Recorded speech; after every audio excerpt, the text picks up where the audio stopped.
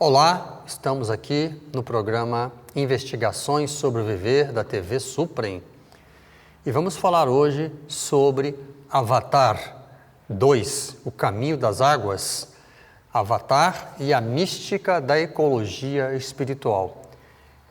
Vou logo avisando que esta apresentação contém alguns spoilers do filme. Então, se você não quer ter spoilers do filme, assista essa palestra depois de assistir o filme. Mas se você não se importa com isso, vamos lá. Então, a palavra avatar quer dizer descida de Deus ou aquele que desce.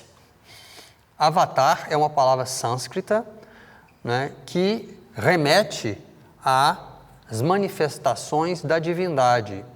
Na tradição hindu, Deus tem três aspectos: Brahma, que cria o universo; Vishnu, que mantém o universo funcionando; e Shiva, que renova, destrói para renovar o universo. Os avatares são manifestações do segundo aspecto da trindade, da Trimurti hindu. E nós já tivemos, segundo a tradição hindu, 9 avatares, sendo que Krishna, que é tão adorado pelos Hare Krishnas, e Rama são 2 dessas manifestações.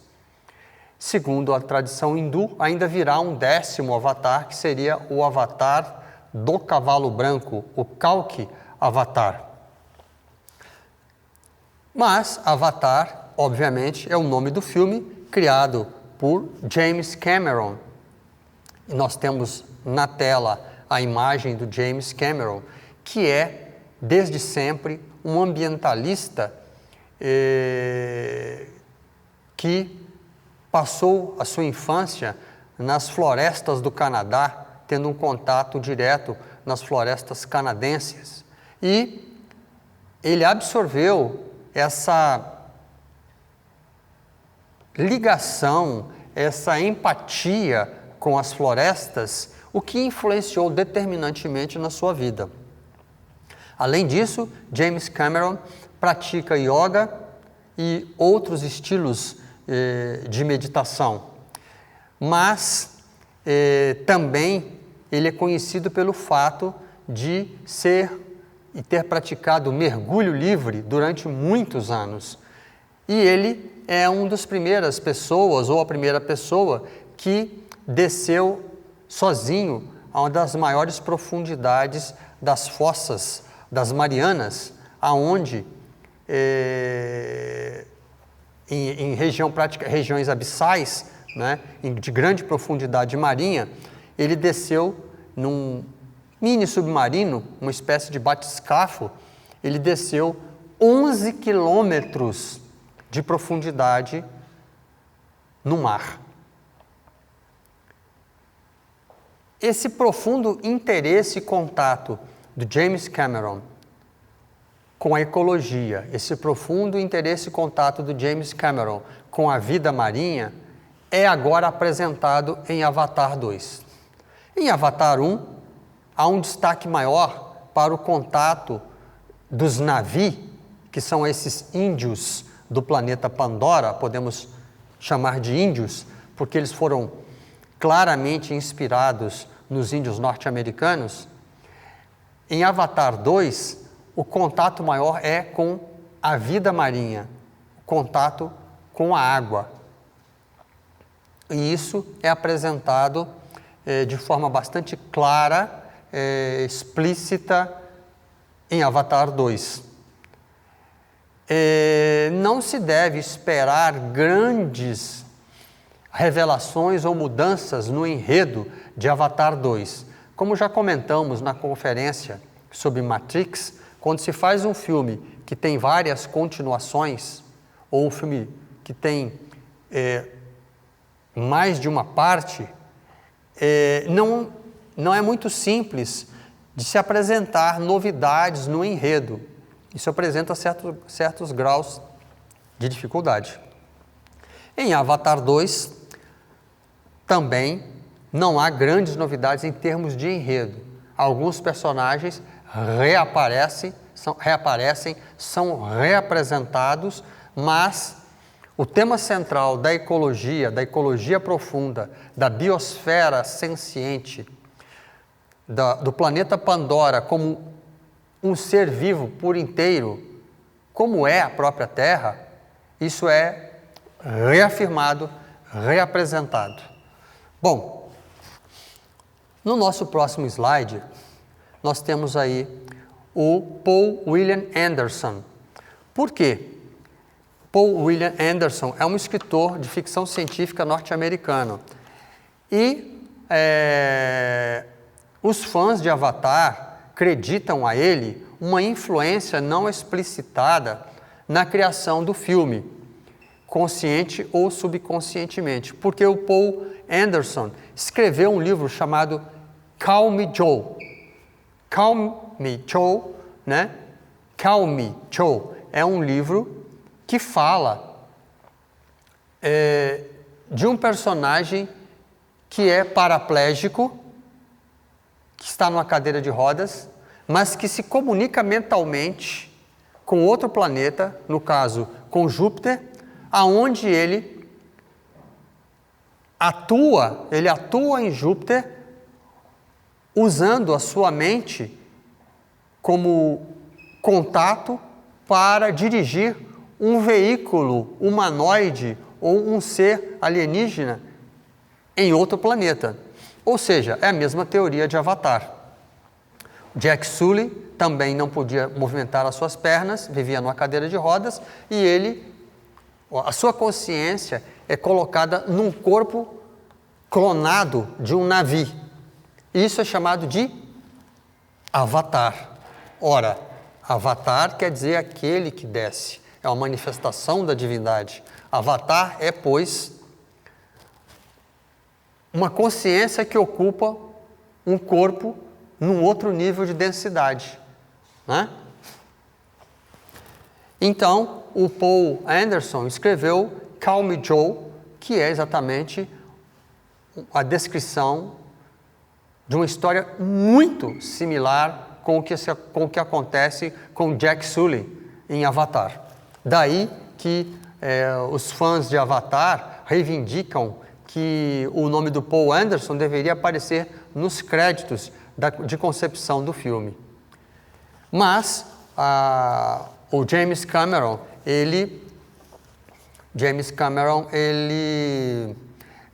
admite as influências, porém, de Edgar Rice Burroughs, que escreveu Tarzan, também do filme Dança com Lobos, né, onde aparece a interação dos brancos com os índios, e também nas histórias de Rudyard Kipling, provavelmente Mowgli, né, o menino lobo, que é uma criança criada entre os lobos, que já foi apresentado em vários filmes da Disney, etc.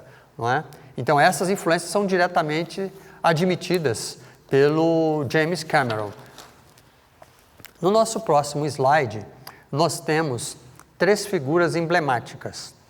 Uma é James Lovelock, a outra é Lynn Margulies e William Golding. Esses 3 personagens, eles são importantes porque o James Lovelock escreveu um livro clássico em termos de ecologia profunda, em termos de ecologia, chamado A Vingança de Gaia. Esse escritor inglês escreveu A Vingança de Gaia.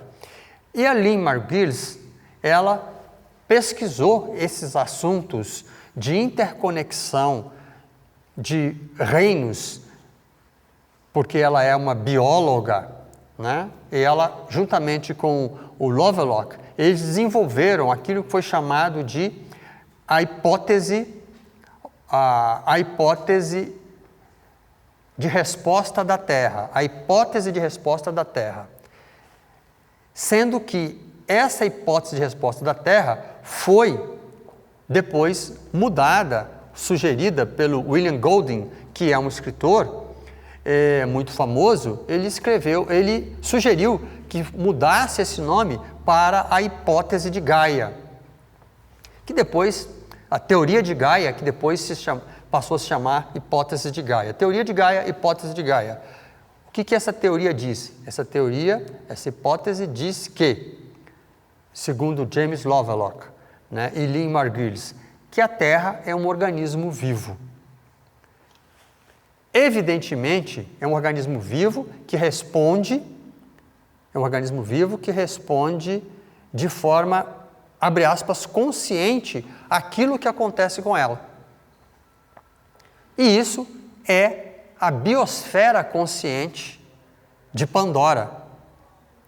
É a mesma teoria, é a mesma aplicação de ideias no desenvolvimento do enredo que envolve Pandora no filme Avatar. Que Pandora é um planeta vivo. O planeta é vivo e todas as criaturas estão interligadas, reagem e atuam de alguma forma organizadamente para manter o equilíbrio, a homeostase. Essa mesma teoria, aplicada e explicitada no filme Avatar, é o que é defendido, na verdade, pelo James Lovelock. Faleceu recentemente. Era defendido por ele e por Lynn Margulis. O nosso próximo slide apresenta a figura do biólogo James Greer Miller. O Miller, ele escreveu um livro chamado Living Systems. Nesse livro, Living Systems, ele fala em 19 subsistemas cruciais. Vamos ao primeiro slide. Eu vou ler somente 2 linhas de cada slide. Os slides, seria interessante que vocês parassem e lessem todo o slide. Por quê? Porque cada um deles apresenta elementos dos 19 subsistemas cruciais. O que são esses subsistemas cruciais? São sistemas que se aplicam a um ser vivo, no caso o homem, e ao mesmo tempo se aplicam à Terra. Veja que coisa interessante. Os 19 subsistemas que definem o homem como ser vivo e consciente se aplicam também ao planeta Terra. Veja, isso não foi inventado pelo Oswaldo. Isso foi colocado por um biólogo renomado. E é interessante fazer essa comparação. Então vamos lá, ao primeiro slide. O primeiro, de um lado, do lado esquerdo da tela, você tem o subsistema humano. E do lado direito você tem a biosfera, que no caso, Gaia. No sistema humano, nós temos a ingestão, feita através da ingestão de alimento, né? A percepção do cheiro, através do nariz, do olfato, é a ingestão do ar, a respiração através dos pulmões. Então, esse é o primeiro subsistema humano. No subsistema, o mesmo subsistema aplicado à Gaia, à Terra, apresenta a seguinte coisa: atmosfera transparente, a luz visível e infravermelho, permitindo a penetração de poeira cósmicas e os vulcões, expelindo, né, gases, como a gente expele também gases na respiração. O outro subsistema é a distribuição e a circulação do sangue no corpo humano. Em Gaia nós temos os gradientes de temperatura e pressão na atmosfera e nos oceanos e a migração dos animais. O outro subsistema, no homem, é a conversão do alimento através da mastigação, ou seja, usando os dentes, né? Os intestinos que absorvem e retiram os nutrientes, o fígado que trabalha todos esses nutrientes e separa e purifica as coisas, e o pâncreas.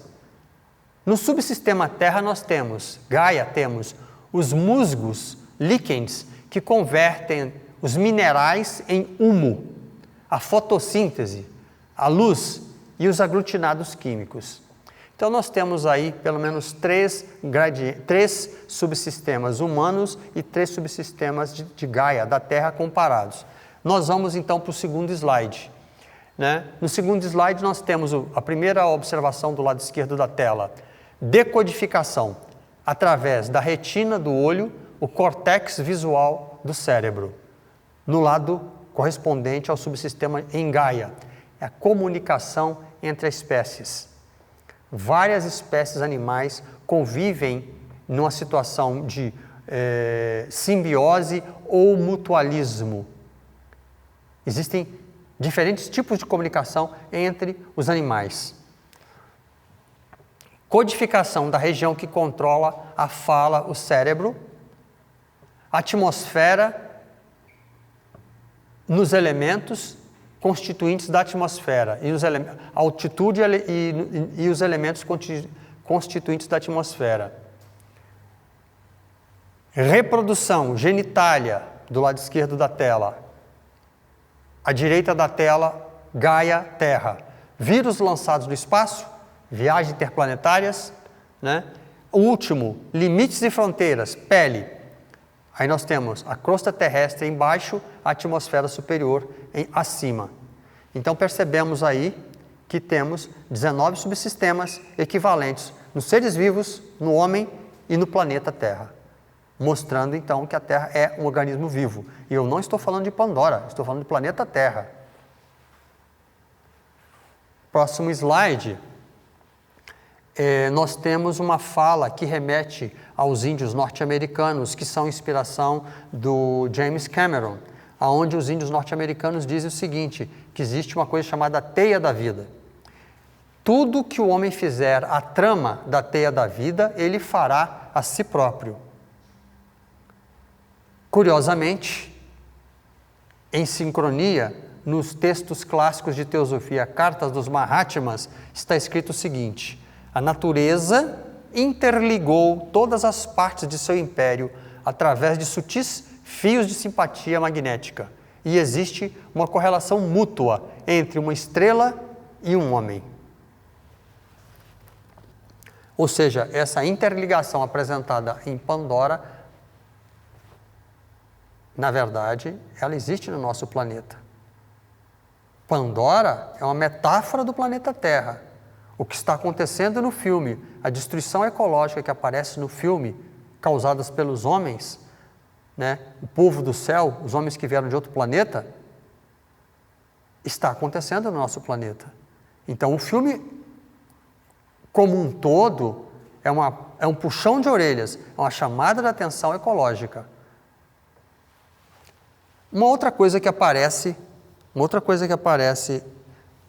claramente em Pandora é como os animais se relacionam com os homens e como os navios se relacionam com os animais. Não é? A relação dos homens invasores em Pandora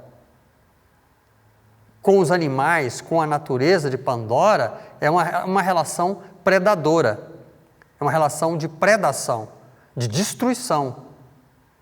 Enquanto que a relação dos navios com os animais, com as plantas, com os animais, com as árvores, com a natureza como um todo, é uma relação de sintonia. É uma relação de sintonia aonde fica claro que os animais têm consciência. Alguns mais do que outros, mas todos têm consciência e sentimentos. Ora, recentemente, em julho de 2012, neurocientistas produziram uma declaração chamada Declaração da Consciência de Cambridge. E essa Declaração da Consciência de Cambridge diz o seguinte: nós declaramos que a ausência de um neocórtex não parece impossibilitar um organismo de experimentar estados emocionais. Evidências convergentes indicam que animais não humanos possuem os substratos neuroanatômicos, neuroquímicos, neurofisiológicos de estados de consciência, assim como a capacidade de exibir comportamentos intencionais. Consequentemente, o peso das evidências indica que humanos não são os únicos em possuir os substratos neurológicos que geram a consciência. Animais não humanos, incluindo todos os mamíferos e aves e muitas outras criaturas, incluindo polvos. Suponho que vocês tenham visto o filme Dr. Polvo, né? O Professor Polvo. Incluindo os polvos, também possuem estes substratos neurológicos. Né? Isto é a Declaração da Consciência de Cambridge, assinada por dezenas de neurologistas. Não é? Está aí em tela para que vocês possam ler. Bom, mas nós vamos voltar mais detidamente a Avatar. E nós temos em tela Neytiri e Jack Sully.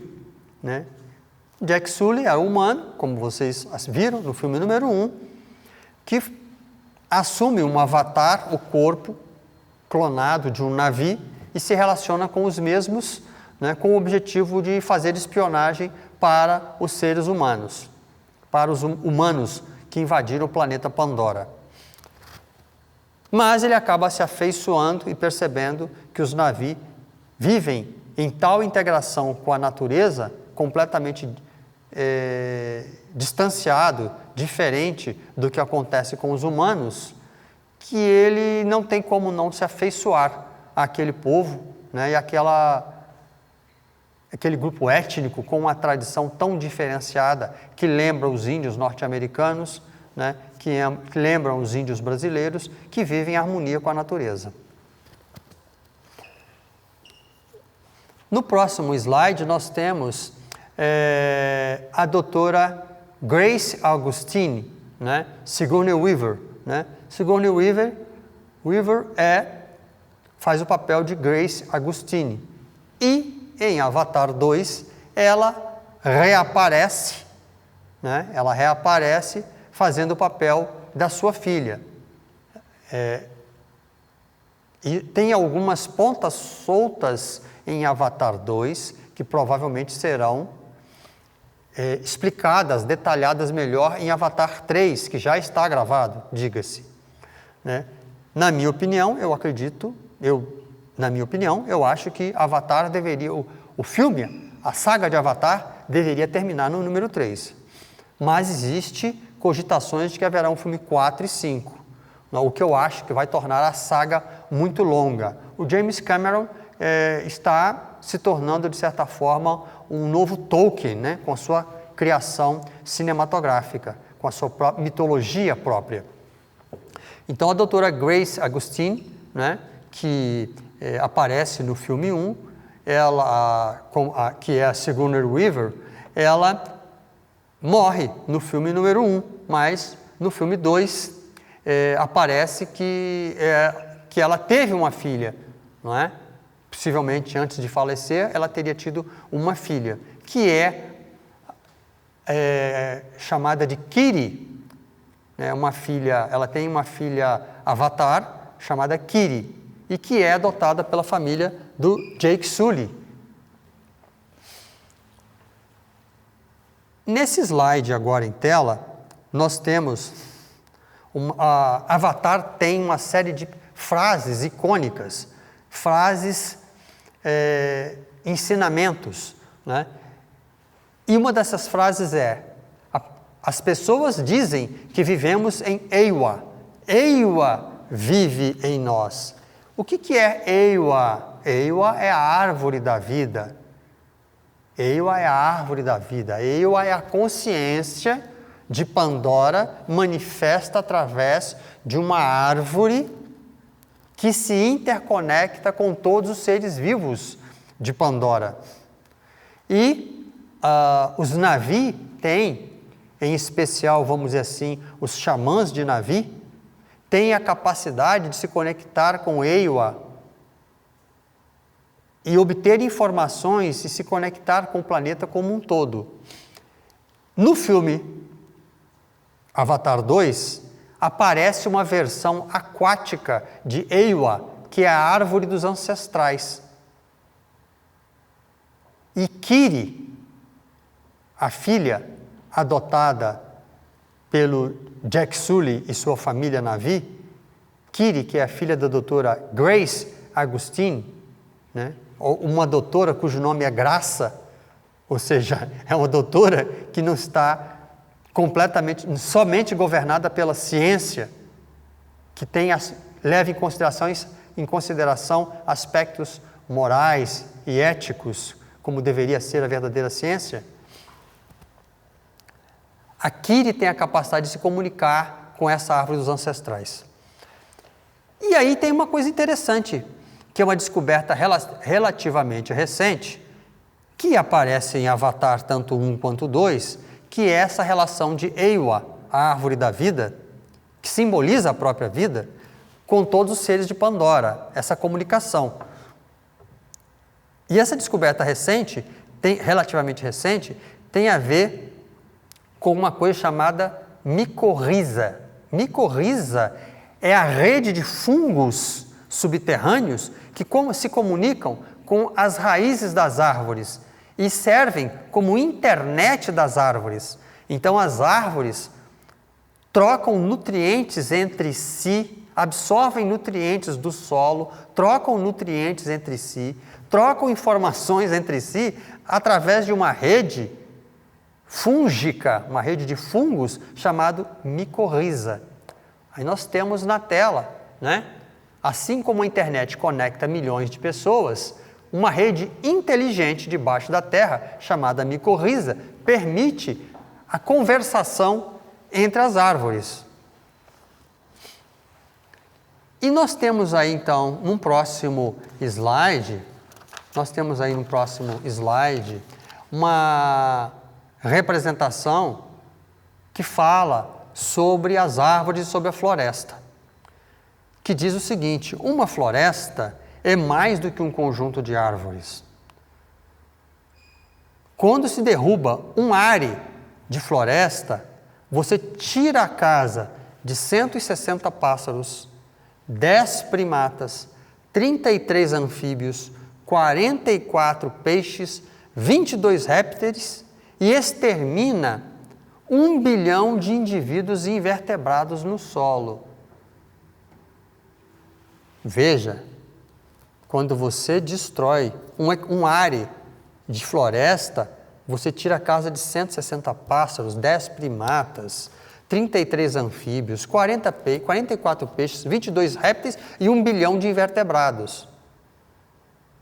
Percebam o tamanho e a implicância de se destruir florestas. São as florestas que conduzem os rios aéreos do norte do Brasil para o centro e sul do Brasil. Sem as florestas, sem cerrado, esses rios aéreos serão interrompidos e as secas se tornarão cada vez mais graves, as mudanças climáticas se tornarão cada vez mais violentas. Com a destruição de uma área relativamente pequena de floresta, você impacta no meio ambiente de uma forma catastrófica. Quando você destrói uma árvore, aí nós temos na tela A Vida Secreta das Árvores, o livro A Vida Secreta das Árvores, do Peter Wohlleben, né? Que é um guarda-parques austríaco, se não me engano, que fala de como as árvores se comunicam, de como uma árvore que está, um toco de árvore cortado se mantém vivo graças à alimentação fornecida por uma árvore próxima, porque um toco cortado deveria morrer automaticamente, mas ele não morre. Por quê? Porque ele tem uma conexão através das suas raízes com uma árvore que faz fotossíntese, com uma árvore que está viva, que tem galhos, flores. Então, uma árvore que está viva alimenta uma árvore, um toco de árvore que deveria morrer. É como se ele estivesse fazendo uma transfusão de sangue.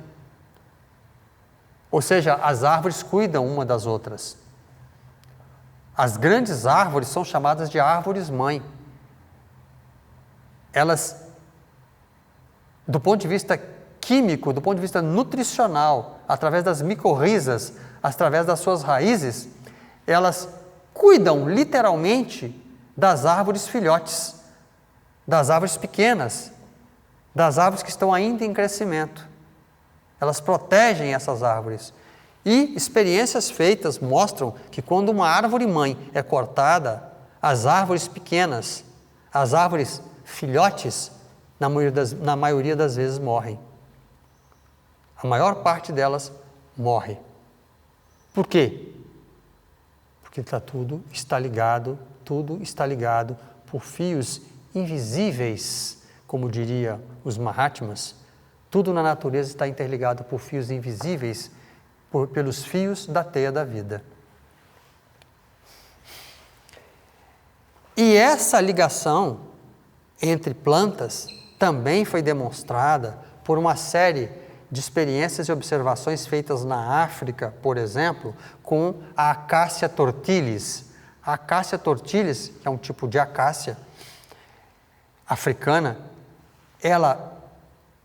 quando ela é, abre aspas, atacada por uma girafa, quando a girafa começa a mastigar as folhas de uma acácia, automaticamente ela produz uma mudança química que faz com que as suas folhas fiquem mais amargas, tenham um gosto desagradável, para que elas não sejam devoradas em grande quantidade pela girafa e assim as acácias sofram um dano muito grande.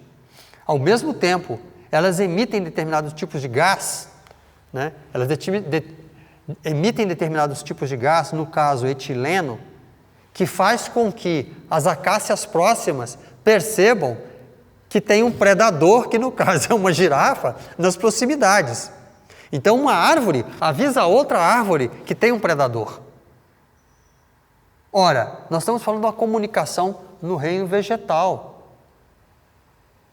As pessoas dão muita importância ao reino animal e às vezes esquecem do reino vegetal, mas estes reinos estão interligados. O reino vegetal está interligado entre si e também ao reino animal. E isto que é evidente em Pandora, descaradamente apresentado em Pandora, acontece também no planeta Terra. Só que nós não temos a sensibilidade dos Navi, nós não temos a sensibilidade dos índios norte-americanos, dos índios brasileiros, para perceber isso. Nós precisamos de dados científicos para demonstrar, para termos essa certeza, porque nós somos homo sapiens, né? Não tão sapiens assim, mas somos homo sapiens, precisamos de explicações racionais, inteligentes. Ora, agora temos as explicações racionais e inteligentes. Vamos agir de acordo com essas informações ou não? Aí nós temos em tela, né, Tonawari. Tonawari é o chefe do clã dos Navi que vivem nos recifes, que vivem na beira do mar. Assim como em Amphatharu foi enfocado as florestas tropicais, e é uma clara mensagem de preservação das florestas tropicais, em Avatar 2 o foco é um dos assuntos de maior preferência de James Cameron, que é a preservação da vida marinha e a preservação do mar como um todo. Então nós temos aí Tonawari, que é o chefe dos Navi dos recifes.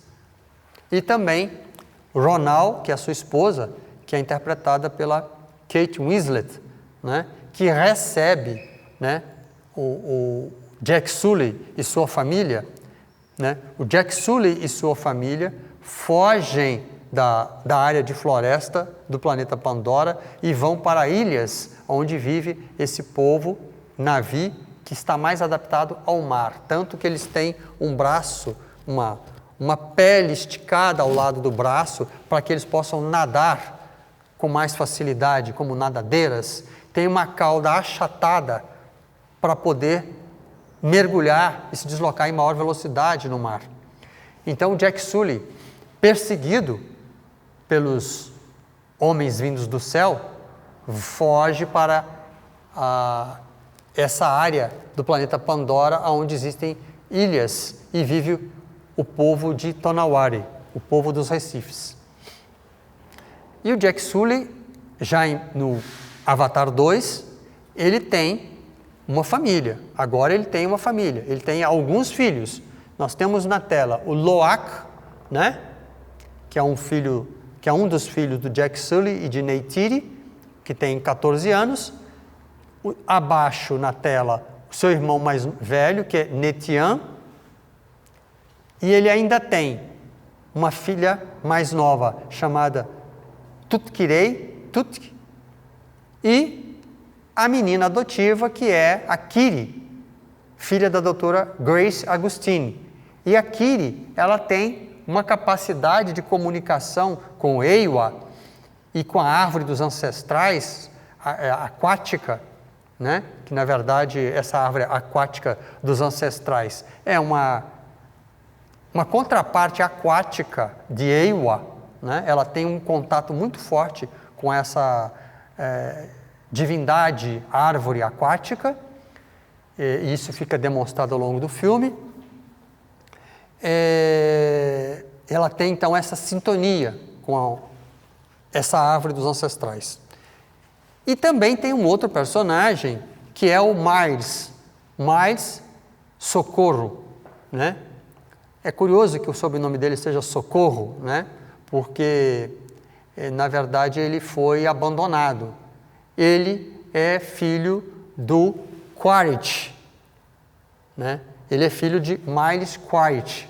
O Quaritch é aquele coronel, né? O militar que persegue o Jake Sully, né? E ele é morto no filme número 1. No final do filme número 1 ele é morto. Mas aí acontece uma reviravolta, né? Que aparece então em Avatar 2. O Miles Quaritch, né? Ele reaparece. Ele reaparece no formato de um clone. Qual a melhor forma de combater um inimigo, se não obter a sua forma e, quem sabe, as suas armas e qualidades, né? Então, os humanos fazem um clone Na'vi, né, para Miles Quaritch, o coronel que é morto no primeiro filme. E a consciência e as informações, as memórias do Miles Quaritch é passado para esse Na'vi.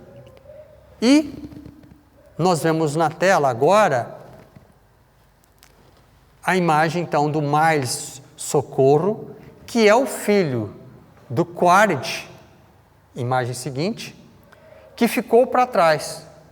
Quando os Na'vi no primeiro filme derrotam os humanos são expulsos do planeta, são enviados para fora do planeta. Mas o garoto, filho do Quaritch, né, o Miles Socorro, também chamado de Spider, né, de aranha, ele não vai por quê? Porque não é possível colocar crianças muito pequenas em animação suspensa, em criogenia, em animação suspensa, para ser devolvido à Terra, porque a Terra fica muito distante, então os personagens têm que ser, vamos dizer assim, aspas, congelados, né, para não envelhecerem durante a viagem, que demora anos. E o Miles Quaritch, então, retorna.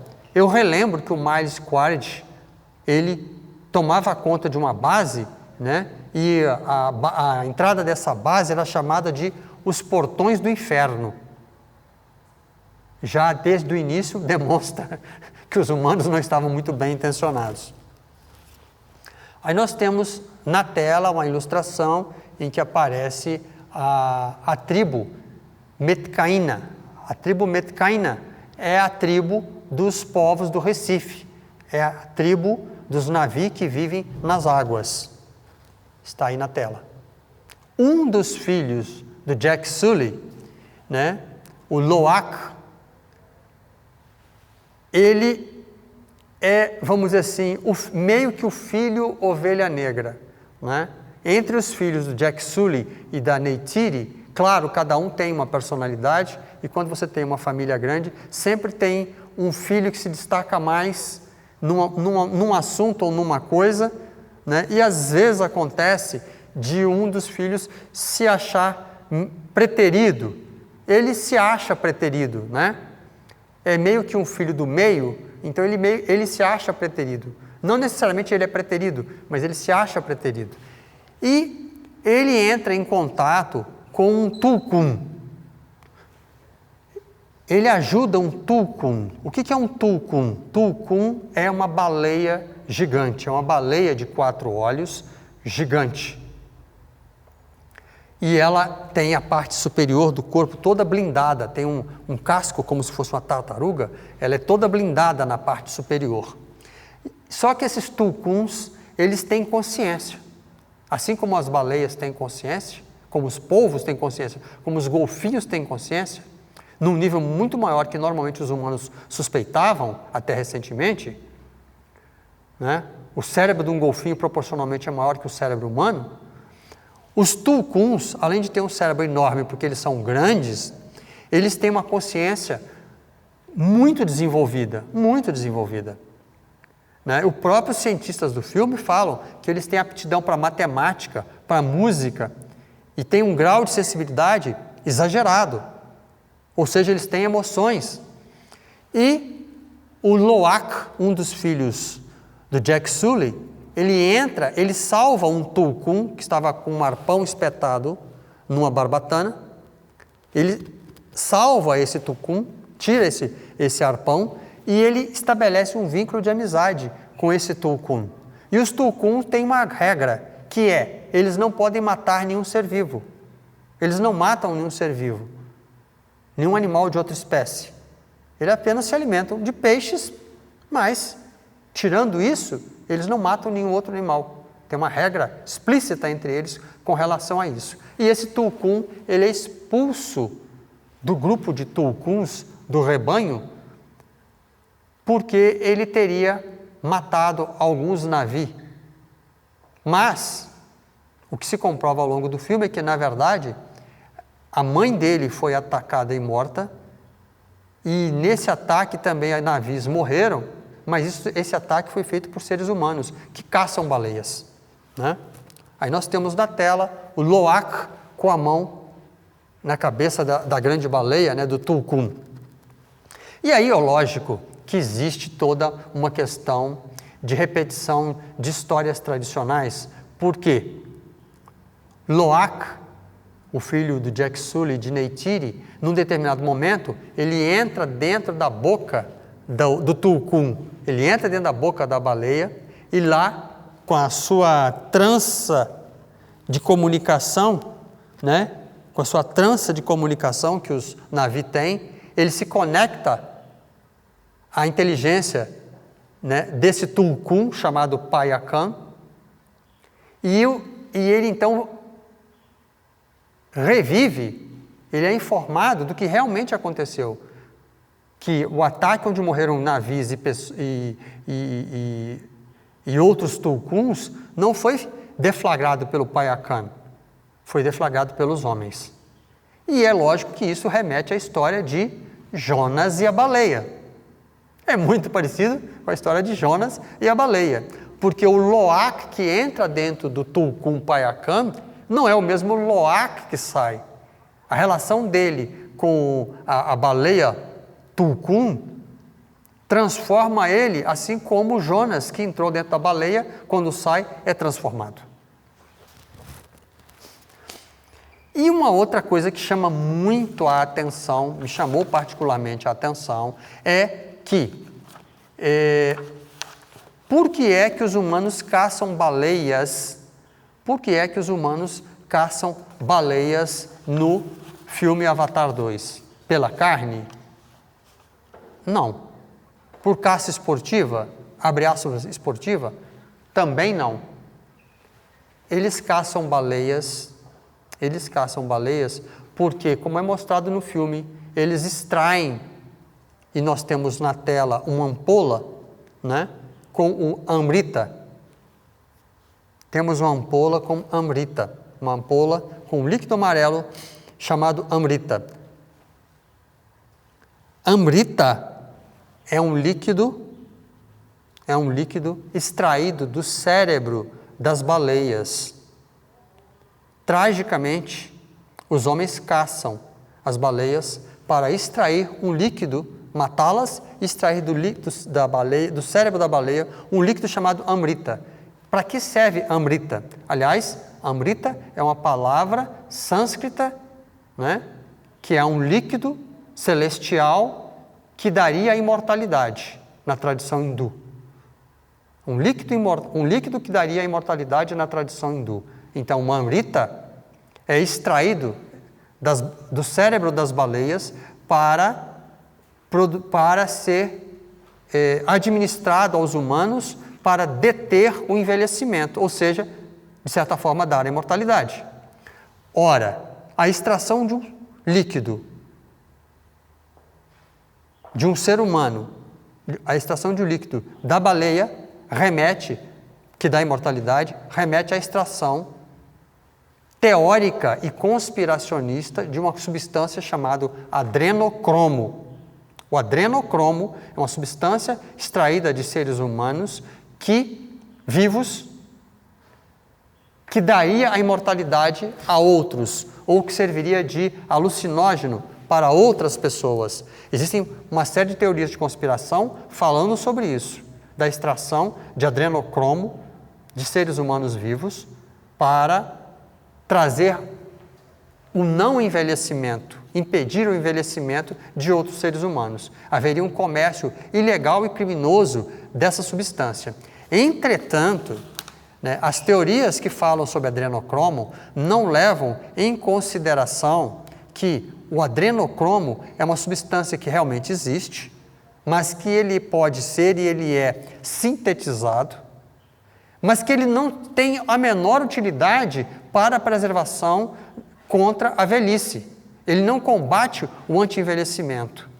E o adrenocromo, a palavra, surgiu originalmente num livro de Aldous Huxley, chamado As Portas da Percepção.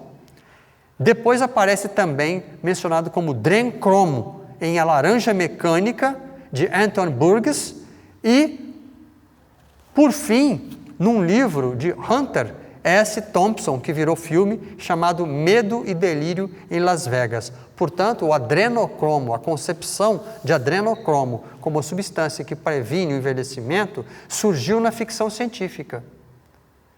Me parece que, de certa forma, há uma crítica do James Cameron a essas teorias de conspiração, quando, no filme, a baleia é sacrificada para se extrair o amrita. Por outro lado, como a gente vê na tela, o foco no Avatar 2 sai do unobtainium, que é o mineral pelos quais os humanos foram parar em Pandora, o mineral para a produção de energia, que é extraído em Pandora. O foco sai da extração do unobtainium e vai para o amrita, para a substância extraída das baleias. Essa é uma composição no enredo que me pareceu um pouco fragilizada. Mas vamos ver o que acontece no filme número 3, porque o filme 3 está a caminho. No próximo slide, nós temos duas imagens do mesmo slide, que aparece o caçador de baleias do filme. O caçador de baleias do filme, que é Mick Scorbye.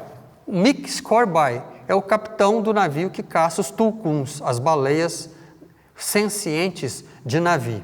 Mas do lado direito da tela, nós temos uma imagem do capitão Ahab, porque essa coisa de caçar baleias, a coisa de estar dentro da baleia e sair, lembra Jonas e a baleia, a história bíblica. Por outro lado, essa perseguição de um capitão a uma baleia em especial lembra Moby Dick. Curiosamente, o capitão Ahab, na história do Melville,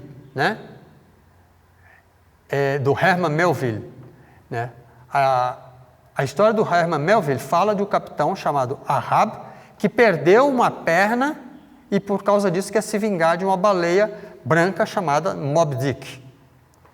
No filme Avatar 2, o capitão Mick Scorbye, ele perde um membro caçando a baleia.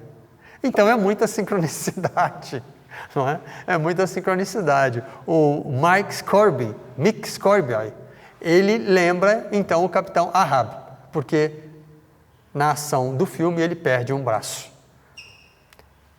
São histórias sincrônicas que se repetem. E nós temos na tela também agora um Banshee, que é um dragão voador, né? Nós temos aí Neytiri cavalgando um Banshee, um dragão voador. E no próximo slide nós temos o Jack Sully cavalgando um Skinwing. Skinwing, que é um peixe voador, né? Os nativos dos recifes cavalgam peixes voadores. E na próxima imagem nós temos o Turuk Maktu, que é o dragão alado, originalmente cavalgado pelo Jack Sully. Turuk Maktu quer dizer o cavaleiro da última sombra, aquele que cavalga a última sombra. Turuk Maktu, de certa forma, foi substituído neste filme pelo Tulkum Payakan, né? Então, a consciência humana se relaciona com um animal de grande poder, né? Um animal de grande força e poder, só que agora esse animal ele é aquático, ele não é voador.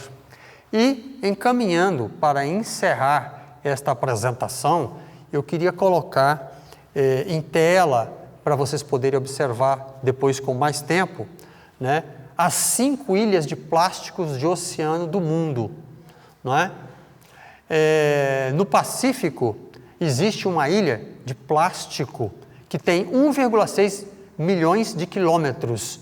Ou seja, é uma ilha de plástico flutuando no Pacífico que tem 3 vezes o tamanho do território da França. Então, isso é extremamente perigoso.